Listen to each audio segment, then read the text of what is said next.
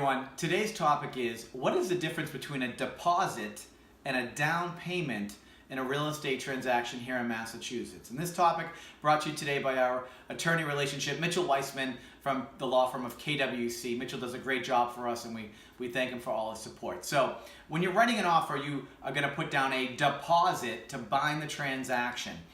There are two deposit points in Massachusetts real estate sales. One is with the offer to bind it, and the second is when you head to what's called a purchase and sale agreement.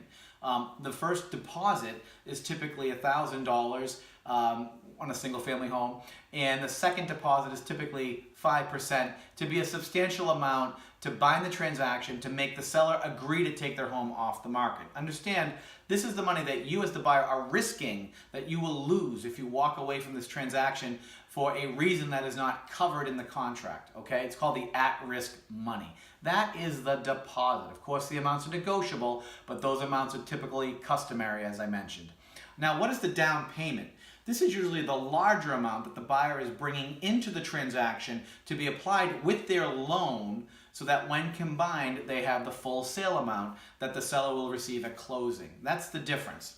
So you might be doing a 20% down payment and an 80% loan to buy the home, but you wouldn't necessarily offer 20% with the deposit. That might be a little bit too much to offer up front. So there is a difference between deposit and down payment. Hopefully that clarifies it. If you have any more questions, give us a call anytime. We're here to help. Thanks.